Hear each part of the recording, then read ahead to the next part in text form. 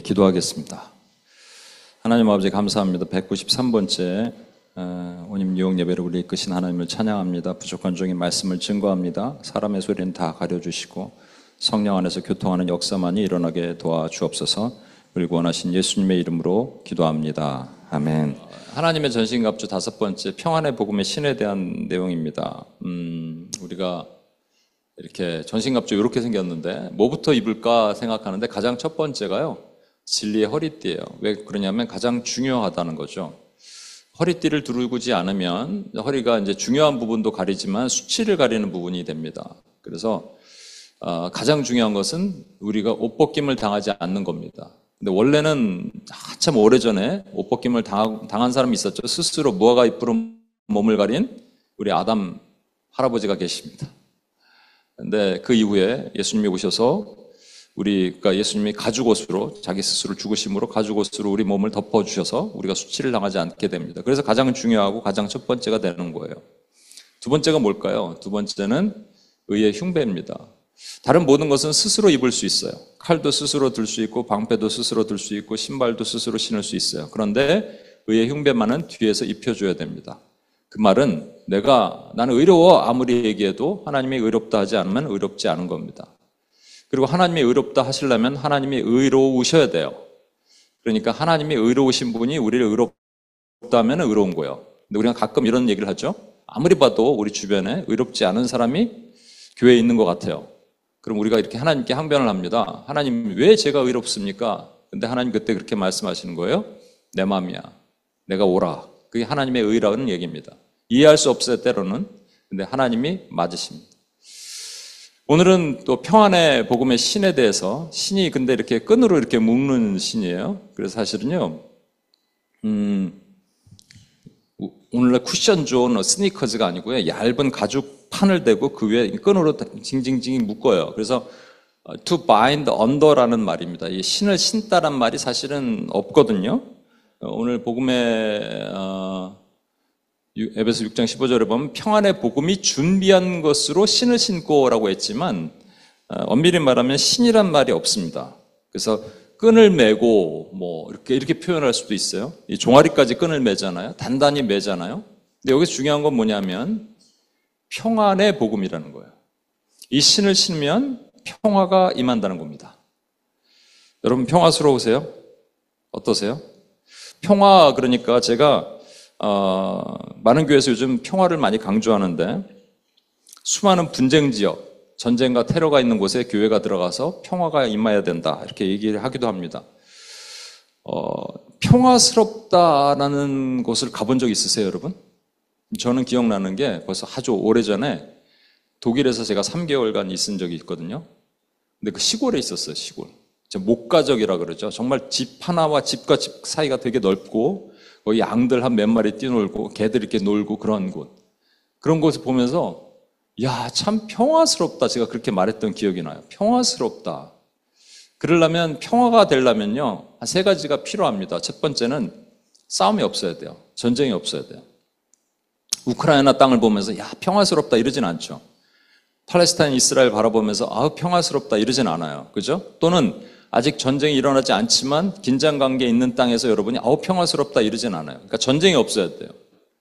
두 번째는 전염병이 창고라는 흑사병으로 유럽의 3분의 1 사람들이 죽어나갈 때 아우 평화스럽다 이러진 않아요. 우리 코로나 때 평화스럽다 그랬나요? 아니잖아요. 그죠? 그러니까 전염병이나 이런 질병이 없어야 돼요. 세 번째는 지금 동아프리카, 케냐가 있는 지역이 그래도 아프리카에서 잘 사는 지역인데 극심한 가뭄이 온대요. 물이 없고 그러니까 자식들한테 먹일 게 없어요. 동물이 다 죽으니까 동물 사체를 뜯어먹는 게 하이에나잖아요. 하이에나 잡아서 구워서 먹는데 이게 애들이 그렇게 표현하는 걸 제가 보니까 너무 써서 먹고 나면 토하고 설사가 나요. 그래도 먹어야 돼요. 그죠? 평화스럽다 그럽니까 여러분? 이런 곳을? 아니죠. 그러니까 잘 보시면 전쟁이 없고 전염병이 없고 그리고 기근이 없고 가난이 없는 곳을 우리가 평화스럽다고 얘기합니다. 그래서 UPS에서 제가 온임교회에서 자주 말씀드립니다만 하나님이 이스라엘 백성들이 말을 안 들을 때 쓰던 3가지 채찍질이 뭐냐면 칼, 기근, 온역이에요. 전쟁, 그다음에 가난, 기근, 그리고 전염병 이거예요. 그죠? 그러니까 이게 없는 것이 평화스럽다는 거예요. 근데 제가 여러 번 말씀드립니다만 칼, 기근, 온욕은 주로 큰 나라, 공동체 뭐 이런 곳에서 적용한다면 개인에게는 이게 뭐 전쟁이 있겠어요. 우리가 누구랑 전쟁하진 않지만 관계가 틀어진다는 표현을 쓰잖아요. 또는 재정이 어렵다는 표현을 쓰잖아요. 또는 건강이 나쁘다는 표현을 쓰잖아요. 그러니까 관계, 재정, 건강으로 이 개인에게는 적용이 됩니다. 그러니까 한 공동체나 나라나 국가가 칼, 기근, 온욕이 없는 것을 평화스럽다고 한다면 개인에게도 관계, 재정, 건강이 좋으면 그것을 평화스럽다라고 할까요? 우린 평화스럽다라고 하지 않고요. 행복하다라고 표현해요. 그래서 평화와 행복은 사실 비슷합니다. 같은 맥락으로 가는 거예요. 여러분께 질문할게요. 어떤 사람이 있는데 반지하에 살다가 드디어 아파트로 입주를 했어요. 행복할까요? 안 행복할까요? 행복하죠. 늘 꿈에도 그리던 전기차, 민트색의 전기차 하나 샀어요. 행복할까요? 안 행복할까요? 실제 어떤 형제가 우리 UPS의 모 간사가 차를 하나 샀는데 집에 안 들어오는 거예요. 남편이 자꾸 어디 가 있냐고 전화하면은 차에 있어. 맨날 닦아요, 차를. 차 안에서 음악 듣고 너무 차가 좋은 거죠. 행복할까요? 안 행복할까요? 행복해요. 어떤 자매가 멋진, 키 크고 신앙도 좋은 남자친구를 드디어 만났어요. 행복할까요? 안 행복할까요? 행복하죠. 원로 목사님 계셨는데 무슨 설교를 하는지 몰라갖고 맨날 설교 시간이 지루했는데 은퇴하시고 새로운 목사님 오셨는데 너무 말씀이 좋아요. 행복할까요? 안 행복할까요? 행복합니다. 근데 문제는 뭐냐면 유효기간이 있어요. 이사를 했는데 처음엔 좋았는데 5년 지나니까 집이 좁아. 처음에 좀 넓은 집으로 갈 걸. 불편하죠? 차를 샀는데 전기차가 자꾸 고장이 나네. 불편하죠? 그 남자랑 결혼했어요. 처음엔 좋았는데 시간이 지날수록 내 마음에 안 들어. 불편하죠? 목사님이 설교가 좋았는데 알고 보니까 좀 인격이 꽝이야. 그래갖고 이게 뭐 맨날 권위주의만 내세우고 불편하죠? 불편이 반복되면 불행한 겁니다. 그럼 여러분 잘 보십시오. 행복의 기준은 뭐냐면 새로워야 돼요. 뭐든지 새로워야 돼요. 그러면 맨날 갈아치워야 됩니다, 여러분이. 우리 신앙의 행복은 뭘까요? 맨날 새로워야 돼요? 그러면 우리도 예수님도 갈아치워야 돼요? 우리 안에 뭐 부처로 바꿔야 돼요? 알라로 바꿔야 돼요? 말이 안 되잖아요. 잘 보시면 아까 제가 드리려는 핵심이 뭐냐면요. 개인에게는 행복할 우리가 권리가 있어요. 의무도 있고 권리가 있어요. 하나님 앞에 행복해야 돼요. 근데 행복하고 싶어요. 행복한 사람들이 모이면 그 땅은 평안해요. 맞아요.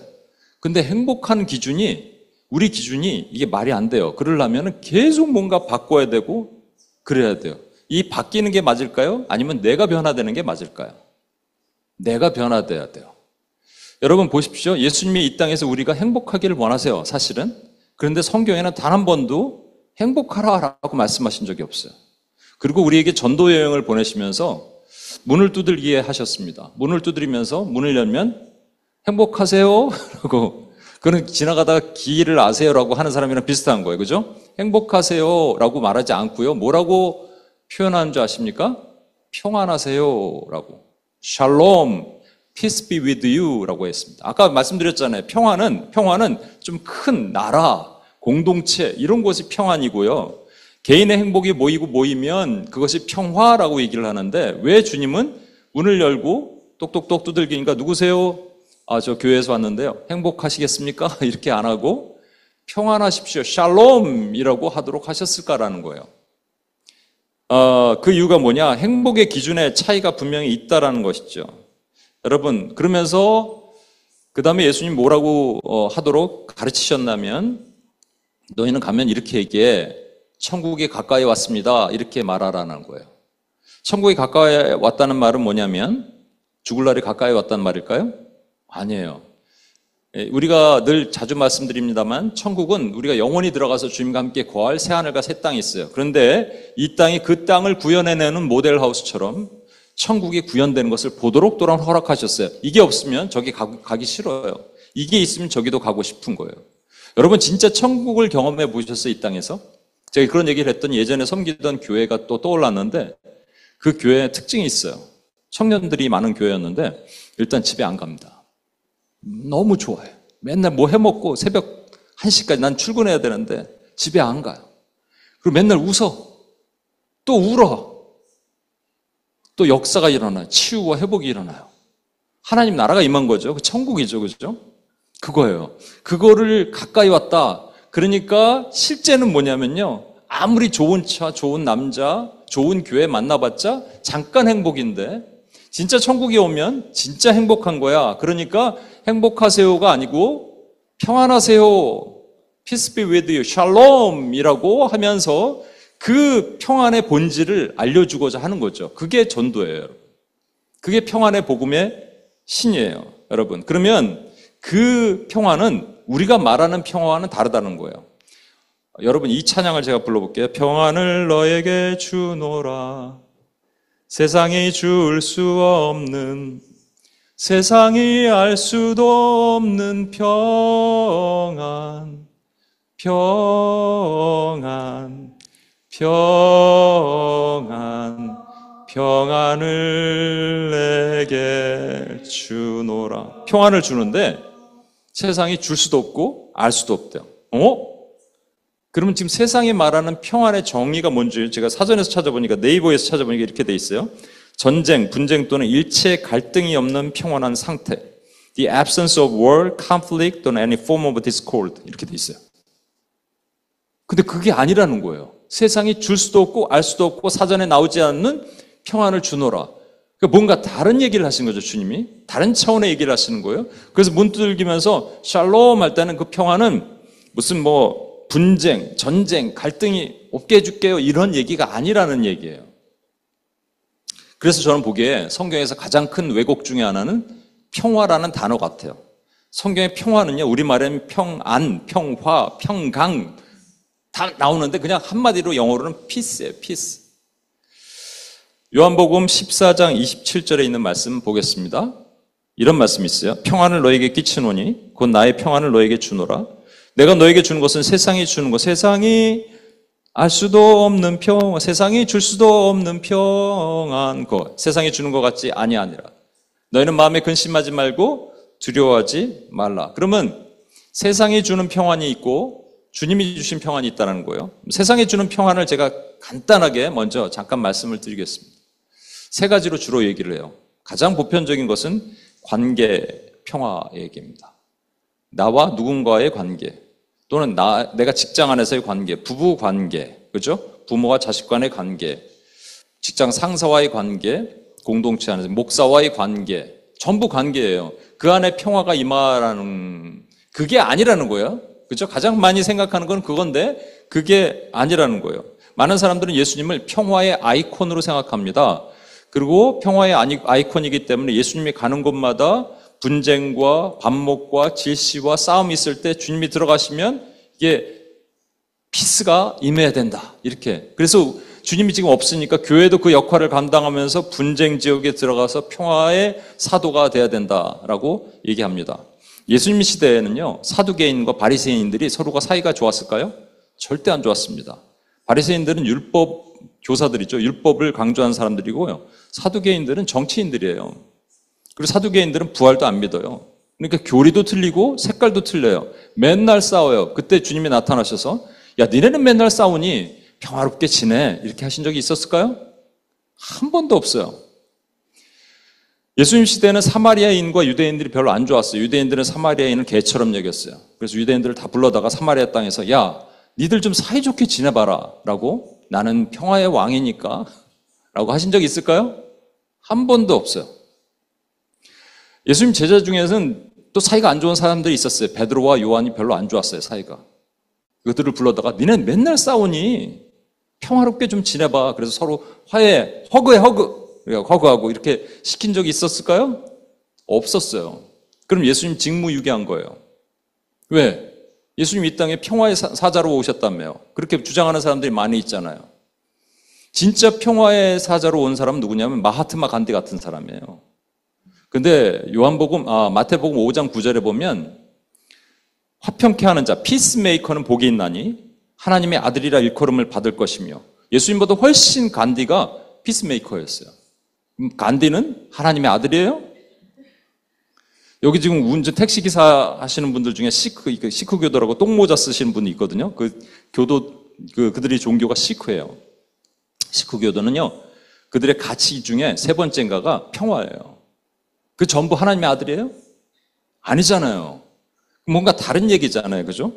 두 번째는 관계 평화가 아니라면 심적 평화, 내가 나와의 평화를 요즘 많이 주장합니다. 진짜 많아요, 요즘요. 그럴 이유도 있어요. 미국에는 15년부터 2020년까지 단 5년 동안 우울증 환자가 10% 증가했대요. 그런데 한국은요, 2010년부터 2020년까지 10년 동안 우울증 환자가요, 57%가 증가했어요. 청소년들 10명 중 2명이 우울증이래요. 공부하기 싫어서 그런 건지 뭔지 모르겠어요. 우울증이니까 교회에서도 설교 패턴이 달라지기 시작했습니다. 성도들은 목사님 설교 듣는 것보다 상담하는 걸 훨씬 원해요. 나의 아픈 부분, 가려운 부분 긁어주고 손톱 밑에 가시를 빼주는 그 한마디가 원하지, 따분한 설교 이런 거 원치 않는데요. 조사해보면 실제 그렇대요. 그래서 패러다임이 바뀌었어요. 상담 설교, 심리 설교라는 것. 여러분, 요한의 마음이 어떻겠습니까? 여러분 마음이죠? 그럼 여러분 가슴 찡하면서, 그래, 이게 내 마음이구나, 이렇게 하죠? 근데 사실은 우리는 요한의 마음을 어떻게 알 거예요, 여러분? 베드로 마음은 어떻게 알 거예요? 하나님의 마음은 알아야죠. 근데 하나님 마음은 어떻습니까? 그러면 또 불편해요, 여러분. 그죠? 그래서 목사들은 상담가가 되고 여러분 대담가가 돼서 목사들이 집단 상담을 하는 설교를 함께 시작합니다. 그게 또 센세이션을 일으키고 있어요, 여러분. 저도 그런 얘기 많이 들어요. 목사님, 이제 위로 좀 해주세요. 제가 위로한다고 여러분 위로 받을까요? 그만큼 우리가 내 안에 내가 상처가 많아요. 그죠? 아픔이 많아요. 그러면 제가 묻겠습니다. 그러면 예수님이 이 땅에 오셔서 위로하셨어야죠.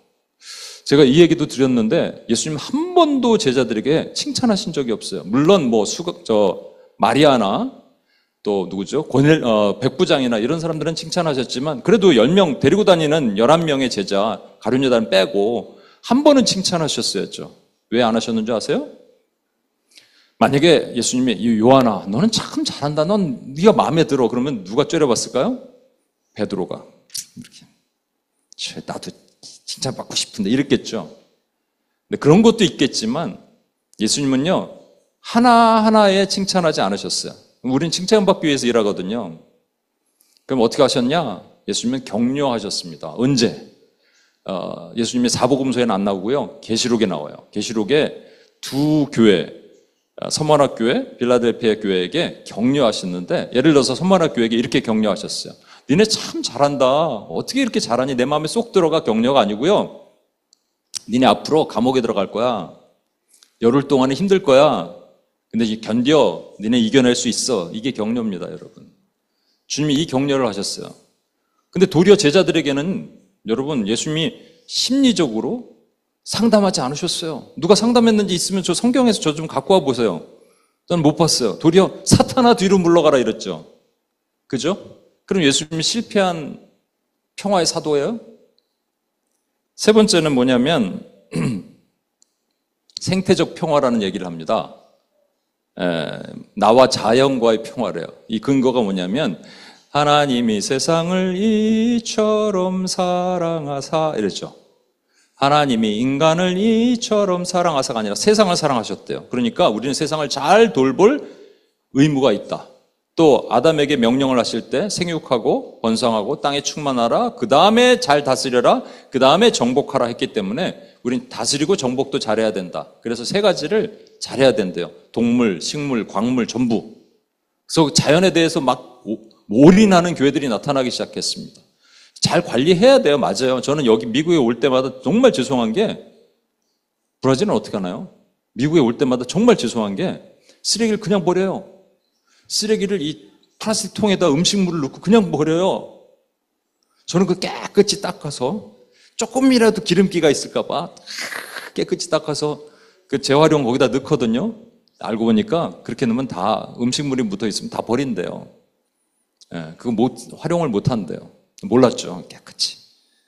컵라면도 깨끗이 이렇게 했는데 그거 하지 말라는 얘기가 아닙니다. 저도 그렇게 하니까. 그런데 여러분, 주님이 원하시는 게 평화가 동물과의 관계를 잘 유지하는 평화일까요? 도룡뇽, 북극곰 잘 유지하는 평화? 호랑이 가죽 갖고 팔아먹는 나쁜 사람들 있잖아요. 코끼리, 상아가, 곰, 쓸개 또는 식물은 어떨까요? 여러분, 아마존은 세계의 브라질 아마존 세계 허파. 그런데요, 내가 보니까 매일 하루에 축구장 3,000개가 불타고 있대요. 조만간 우리 이제 산소가 없어서 죽을 수도 있어요. 그러니까 잘 관리해야 되는 건 맞아요. 광물, 여러분 그 히토류라 그러죠?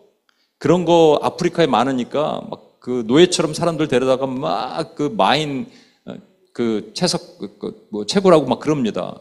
그 문제가 있죠.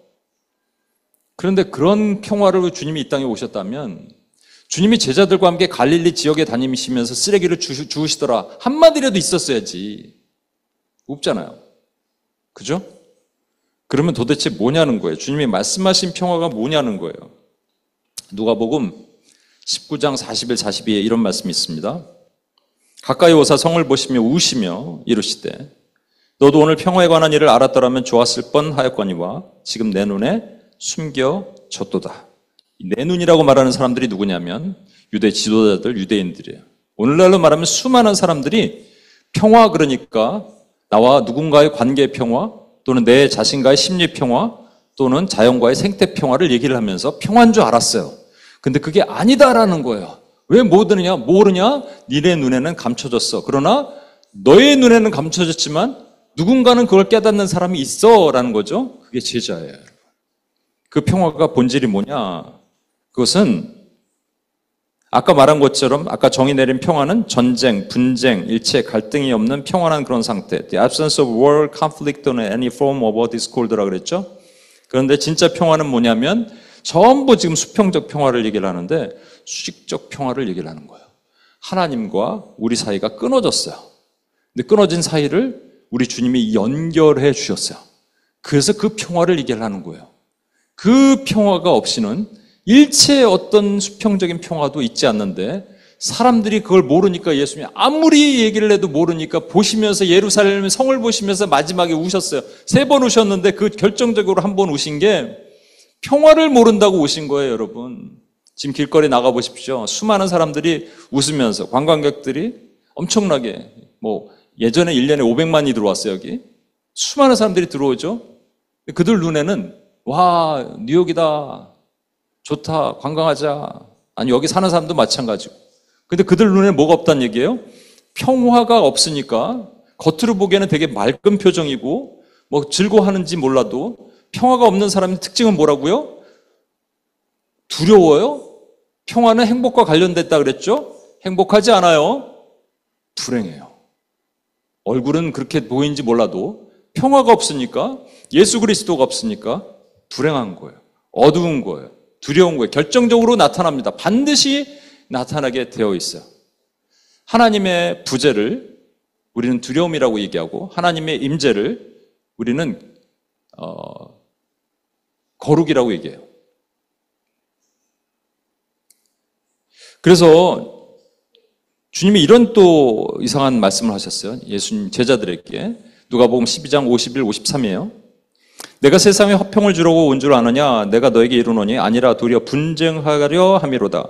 이후부터는 한 집에 5사람이 분쟁하되 셋이 둘과 둘이 셋과 하리니 아버지가 아들과 아들이 아버지와 어머니가 딸과 딸이 어머니와 시어머니가 며느리와 며느리가 시어머니와 분쟁하리라. 이게 무슨 말이에요? 주님이 오셨을 때 그러면 평화가 짠하고 임해야 되는데 그게 아니라 분쟁한다는 얘기예요. 그 얘기는 무슨 얘기냐면요. 아까 보셨죠? 눈이 가려진 사람과 눈이 떠진 사람이 있는데 눈이 떠진 사람에겐 평화가 임했더니 그 평화를 전하려고 그랬더니 그걸로 인해서 분쟁이 일어난다는 얘기예요. 실제 우리 오님 시흥의 한 자매님은 불신 가정으로 시집을 갔어요. 매번 뭐 때문에 힘든 줄 아십니까? 추석, 명절 때 차례를 해야 되는데, 절을 해야 되는데 이 자매는 안 하겠다는 거예요. 그때 뭐 맨날 박해가 오는 거예요. 어제 여기 우리 정원자매, 비올라 하는 정원자매가 지금 석박사 과정으로 수학 논문 준비하고 이제 프레젠테이션을 하는데, 이게 그냥 수학이 아니라 뭐 생물과 관련되는 수학이에요. 그러니까 전부 뭐가 나오냐면 진화론 얘기가 나올 거 아니에요? 그래서 자기는 진화론을 동의할 수 없다 그랬더니 학장한테 끌려갔대요. 그리고 어제 저한테 얘기했어요. 목사님, 저 C 맞았어요. 어떻게 해야 될까요, 우리는? 살짝 눈 감고 가면 될까요? 전부 분쟁이에요. 우리 삶은 전부 분쟁이에요. 전 예전에 한국에서 직장 처음 들어갔을 때, 그때 요즘 같아서는 그런 일이 없을 텐데 예전에는 주일날도 오라 그랬어. 출근하라고. 거짓말했습니다. 계속 누가 아파요, 제 주변엔. 할머니가 아파요. 돌아가신 할아버지가 아파요. 그러다가 어느 날에 안 되겠어요. 저 못 갑니다. 왜? 전 교회 가야 됩니다. 그때부터 막 박해가 시작된 거예요. 그래서 제가 더 잘해야겠다 생각하고 막 10시, 11시에 퇴근하고 그랬어요. 그 시간이 지나는 기간이 필요하겠죠. 그럼 우리는 어떻게 해야 되느냐? 여러분, 그러면 주님이 오셔갖고 평화를 주신다잖아요. 우리 마음에 평강이 임해야 되잖아요. 주님이 오시면. 그런데 세상과 분쟁하면 우리 마음 두렵지 않아요? 진짜 존재하는 평화가 없을까요? 아니에요, 여러분. 여러분, 예수님이 이 땅에 탄생하실 때 누가복음에 보면 천사들이 노래를 부릅니다. 뭐라고 부르죠? 목자들 앞에서. 하늘에는 영광, 땅에서는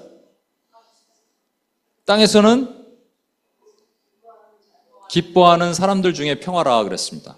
근데 많이들 오해해서 하늘에는 영광, 땅에서는 평화 그래요. 그러면 하늘에는 영광, 땅에서는 평화 그러면 모든 사람에게 평화예요. 안타깝게 그렇지 않다니까요. 아까 보셨잖아요. 눈에 가려졌다고요. 가려져서 보지 못해요. 그래서 하늘에는 영광, 땅에서는 기뻐하심을 입은 사람이 있다라는 거예요.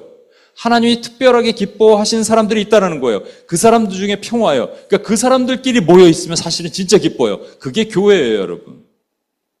근데 우린 교회 안에만 모여 있으면 어떨까요? 좋아요. 새생명교회 안에 모여 있으면 좋죠. 벗어나기 싫죠. 어느 교회 이름이 뭐죠? 수영로 교회. 큰 교회. 수영로 교회 안에서만 모여 있으면 너무 좋잖아요. 근데 주님이 나가래요, 자꾸. 이게 힘들어요. 주님이 뭐라 그러시냐면요. 이렇게 말씀하십니다. 누가복음 2장 14절. 죄송합니다. 아까 그 누가복음 14절. 마태복음 10장 11, 12.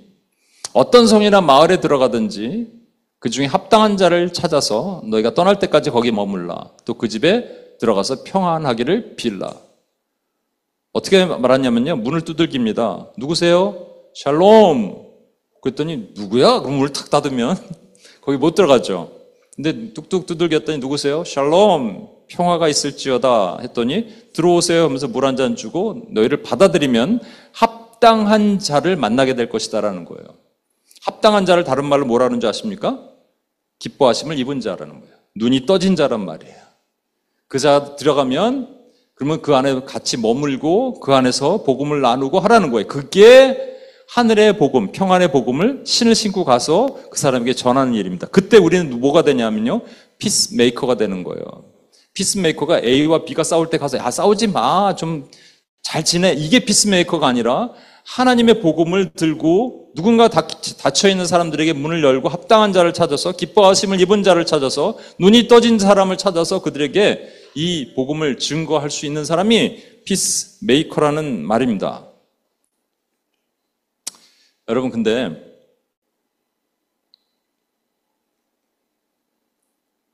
그런 사람의 발을 주님이 뭐라고 그러시는지 같이 한번 읽어볼게요. 이사야 52장 7절입니다. 시작.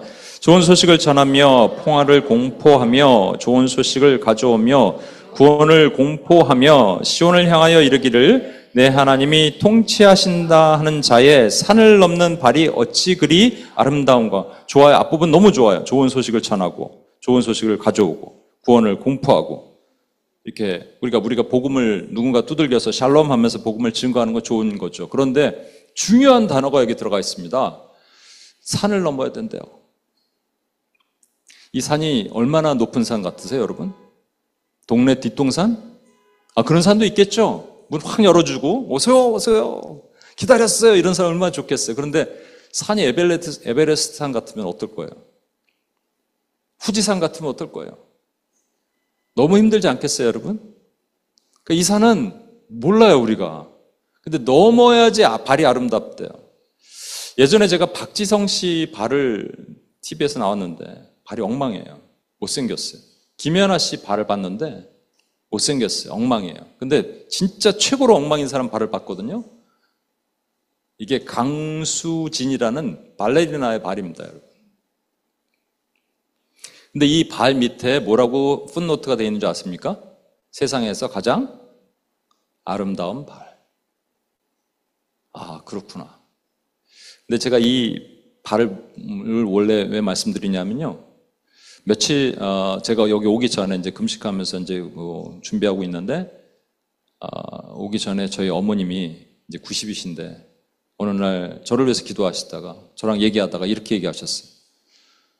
나는 목사님이 불쌍해요. 그래서 제가 그랬어요. 어머니 불쌍하다고 그러지 마세요. 뭐가 불쌍해요, 제가. 불쌍하다는 이유는 뭐냐면, 또 제 뜻대로 또 이렇게, 리바이벌, 부흥도 일어나고 막 이렇게. 그게 원하는 거잖아요. 부모 입장도 그렇고, 저도 그렇고. 그래서 아니에요, 어머니 약한 얘기 하지 마세요. 하나님이 원하시는 게 있을 거야. 그날 밤에 기도를 하는데, 하나님, 제가 불쌍해요. 그랬어요. 하나님, 제가 불쌍해요. 그걸 뭐라고 그러냐면 자기 연민이라고 합니다. 사람들, 한국 사람 기준으로 80에서 90%는 다 자기 연민이 있대요. 자기가 불쌍한데 자기가 안 된 거예요. 왜 안 됐는지 아세요? 문을 열어달라 그러는데 문도 안 열어줘. 문 안 열어주면 괜찮은데 욕이라도 먹어. 단순하게 전도하는 게 아닙니다. 여러분이 오랫동안 기도했던 사람들, 삶, 난 제자, 바뀌지 않아요. 최근에 또 어려운 일이 있었어요. 바뀌지 않으면 좀 괜찮지. 더 이상해져. 그러면요, 발만 힘들어지는 것 같아요. 발은 점점 후퇴해 가는데, 제가 이제 나이가 먹다 보니까, 여기 비행기 타고 오는데 허리도 아파요. 지금도 허리 좀 아파요. 몸은 후퇴해 가는 거예요. 몸은 연약해 가는데, 결과는 나타나는 것 같지 않고, 이때 어떻게 될까요? 그냥 하나님 앞에 자기 연민 생기는 겁니다. 하나님, 내가 불쌍해요. 뭐 이런 얘기. 근데 제가 한국에서 그 기도를 할 때 성령께서 저에게 뭘 보여주신 줄 아세요? 예수님의 십자가를 보여주셨는데 이 발과 오버랩 되는 발이 뭔지 아십니까? 바로 이 발이에요. 예수님의 발이에요. 우리가 아무리 힘들어도 주님의 발 때문에 우리는 힘들 수가 없어요.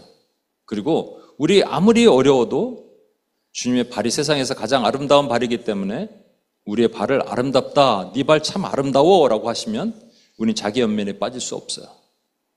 내가 불쌍할 수가 없어요. 그죠? 그럼에도 불구하고 어려운 건 사실이에요, 여러분. 저는 사역하다 보니까 어떨 때 힘드냐면 제자가 안 바뀔 때 힘들어요. 뭐 전도 안 될 때 힘든 것도 있지만 힘들어요. 우리 시흥에서는 휴지 여기는 그 휴지가 없어요. 도톰한 휴지 있잖아요. 거기 뒤에다가 전도지를 딱 스티커로 붙입니다. 그러면 뜯지를 못하거든요. 그래서 어쩌면 계속 써야 돼요. 이렇게 쓰면서 읽는 거죠.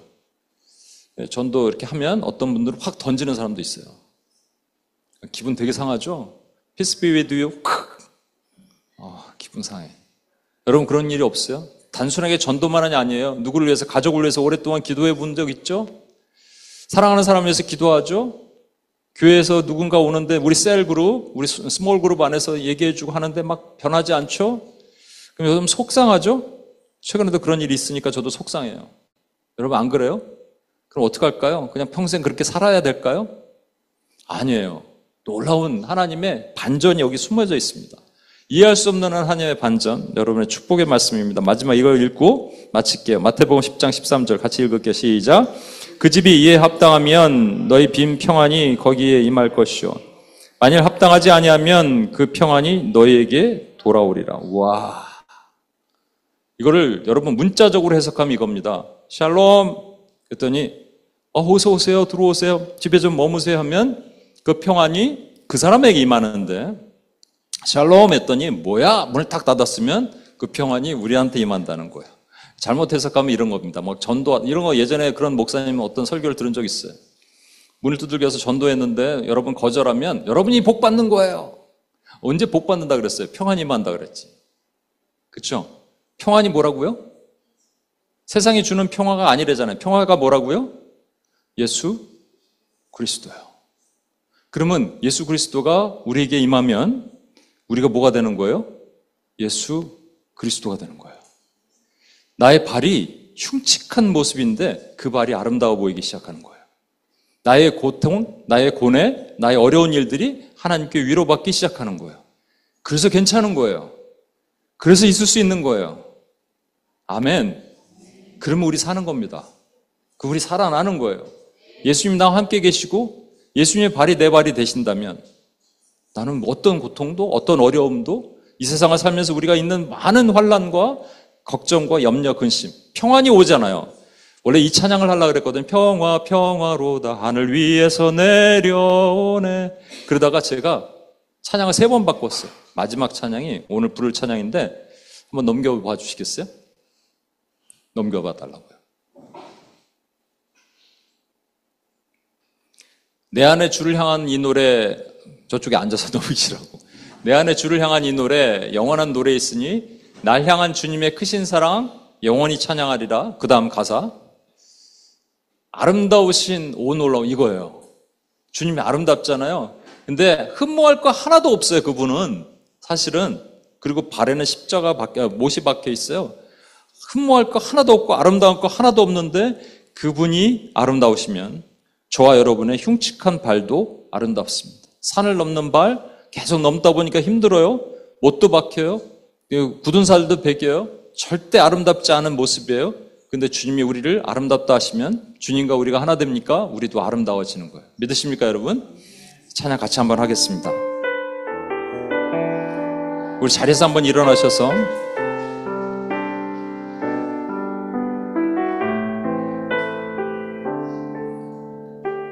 내 안에 주를 향한 내 안에 주를 향한 이 노래 영원한 노래 있으니 날 향한 주님의 크신 사랑 영원히 찬양하리라.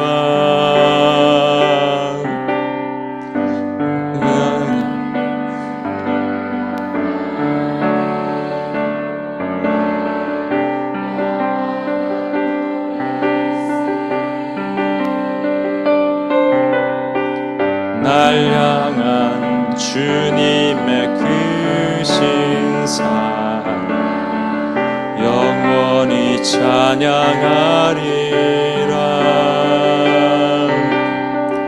영원히 찬양하리라. 우리 한번 두 손을 높이 들고 아름다우신 오 놀라우신 영원할 수 없는 사랑 오 위대하신 하나님의 사랑 영원히 찬양하리.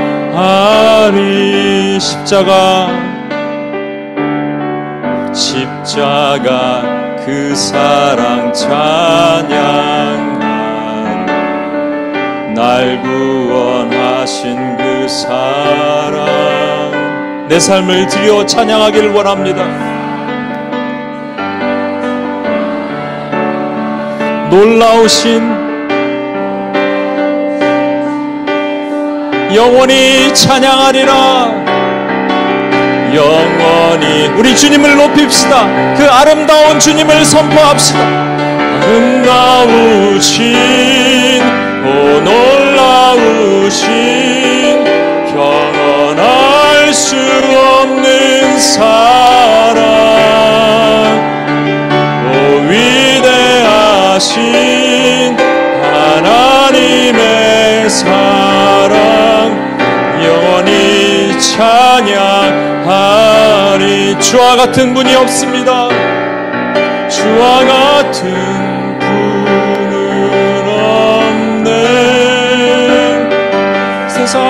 그 누구도 주와 같은 분은 없네. 누구도 이길 수 아름다우신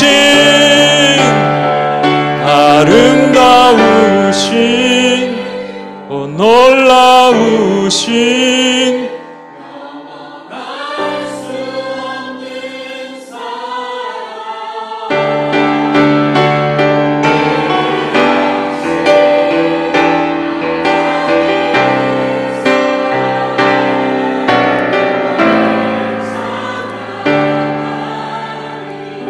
우리 두 가지만 기도하겠습니다. 여러분, 예수님이 만약에 이 시대에 계셨다도 눈물을 흘리셨을 것 같아요. 너희 눈에 감추었구나. 너희가 평화를 모르는구나.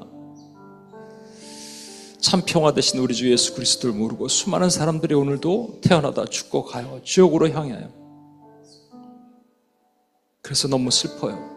우린 이 평화가 있는데, 우리 눈에는 보이는데, 기뻐하심을 입은 사람들 중에는 보이는데, 합당한 사람들 중에는 보이는데, 그래서 안 됐구나, 저 사람들 참 슬프다로 끝나는 게 아니고요, 우리에게 평안의 복음의 신을 신으래요. 산을 넘으래요. 뭐 선교지 가라는 뜻이 아닙니다. 되게 산을 넘어야 돼. 어떤 사람은 산이 되게 높아요. 견고해요. 바뀌지 않아요. 어떤 사람은 언덕 같은데. 그렇죠? 포기할까요, 여러분? 아니요, 주님이 포기하지 않으셨는데 왜 우리가 포기해요? 최근에 저는 마음에 어려운 일이 있었어요. 그런데 참 회개하고 또 회개합니다. 아, 주님의 마음과 다르구나. 내가 연약하고 부족하구나. 아름다운 발이 돼야지. 주님 앞에 내 발이 힘들다고, 내 발이 못생겨진다고 주님 앞에 푸념했구나. 주님 용서해 주옵소서. 주님 긍휼히 여겨 주옵소서. 내 발이 더 아름다운 발이 되기를 원합니다. 우리 그렇게 고백하면서 주님 앞에 한번 나갔으면 좋겠습니다. 같이 한번 기도하겠습니다. 하나님, 주님께서 우리에게 하나님 이 사명을 주시고, 하나님 때로는 하나님 높은 산을 넘어야 되고, 때로는 그 산이 또 있고 또 있고, 그때마다 내 발이 하나님 아버지 흉측해져가고 어려워져가고 포기하고 싶고 낙심하고 싶고, 하나님 아버지 그렇습니다. 그런데 하나님이 함께 하십니다. 하나님이 나를 도우십니다. 그래서 하나님 아버지, 내가 하나님의 기뻐하심을 입은 사람으로, 하나님 아버지 또 다른 하나님의 기뻐하심을 입은 사람에게 이 평강을 전하고 이 평화를 전하기를 원합니다. 하나님, 이 가운데 가족 구원을 위해서 기도하는 분들, 하나님 아버지 자녀를 위해서, 남편을 위해서, 부모를 위해서, 친지를 위해서, 친구를 위해서 기도하는 많은 영혼들이 있는데, 주님 다가오셔서 그들의 마음이 열리게 도와주시고, 그들이 제자가 되게 하시고 변화되는 하나님 역사들도 일어나게 도와주옵소서. 주님 함께해 주옵소서. 포기하지 않게 주여 도와주옵소서. 하나님, 여러분이 사랑하시는 분들을 위해서 기도하는 분도 많죠. 저희 원임교회는 가족을 위해서, 친구를 위해서 계속 사진도 걸어놓고 기도합니다. 근데 너무 기도해도 변하지 않아요. 산이 너무 높은 것 같아요. 포기하고 싶어요. 어떻게 하십니까, 여러분? 남편을 위해서, 자녀를 위해서, 부모를 위해서, 친구를 위해서, 직장 상사를 위해서 눈물로 통곡하는데 안 되는 거예요. 포기하실 거예요, 여러분? 아니요, 그럴 수 없어요. 왠 줄 아십니까? 그것이 거절되면, 합당하게 문을 닫아버리면 그 평화가 여러분에게 임하는 거예요. 그럼 여러분이 예수님의 마음이 되는 거예요. 포기하지 않는 거예요. 예수님 포기하지 않으셨거든요. 그럼 다시 문을 여는 거예요. 다시 문을 두들기는 거예요. 여러분의 기도가 포기되지 않는 겁니다. 믿으십니까? 그때 여러분의 기도를 통해서 수많은 영혼들이 살아나고, 수많은 땅이 회복이 되고, 수많은 땅의 평화가 임하게 될 것입니다. 하나님의 용사들이여 일어납시다. 우리 같이 한번 기도하며 한 번 더, 하나님, 내 기도가 포기되지 않도록 하나님의 평안이 내 삶에 임하게 하여 주시옵소서. 우리 주여 한 번에 집과 같이 한번 기도합니다. 주여, 주여. 하나님 아버지, 이 시간 기도합니다. 하나님의 은혜를 구합니다. 하나님께서 행하신 하나님의 놀라운 은혜, 하나님의 축복의 은혜를 구합니다. 하나님 아버지, 주님께서 함께 하셔서 성령께서 이끄시고 구하시는 하나님의 그 은혜 앞에 하나님 아버지 서게 도와주옵소서. 하나님 지켜주옵소서. 하나님 주님의 평화가 다시 임하게 도와주옵소서. 내 안에 두려움과 걱정과 염려와 근심이 아니라 하나님이 임하시는 그 은혜를 하나님 아버지 경험하는 주여 우리가 되게 도와주옵소서. 오 하나님 아버지 연약한 마음 연약한 심지를 다시 세우고 하나님 다시 제자를 세우며 영혼을 구원하며 그 일을 감당한 하나님의 종 하나님이 못하실 것이 없고 하나님이 못하실 것이 없기 때문에 우리도 하나님 아버지 포기하지 않고 하나님 앞에 갑니다. 주여 도우시옵소서. 그 은혜가 우리 심령 가운데 주여 강같이 넘치게 하시고 우리 온임교를 위로하시고 하나님 아버지 오늘 참석한 하나님의 종들을 위로해 주옵소서. 하나님 감사합니다. 평안의 복음의 신을 신고 산을 넘으라고 말씀하시고 그 산을 넘는 발이 아름답다. 세상의 눈에 또 세상의 기준에는 아름답지 않은 발이지만 주님 눈에 아름답습니다. 가장 세상에서 아름다운 발 십자가의 발만큼 주님이 우리를 아름답다 하십니다. 감사합니다. 주님. 때로는 그것이 잘 안 돼서 마음이 다치고 힘들고 어려울 때도 있지만 주님 낙심하지 않을 것은 그 평안이 너에게 임할 것이라 하십니다. 그래서 다시 새 힘을 얻습니다. 우리는 두려워하지 않습니다.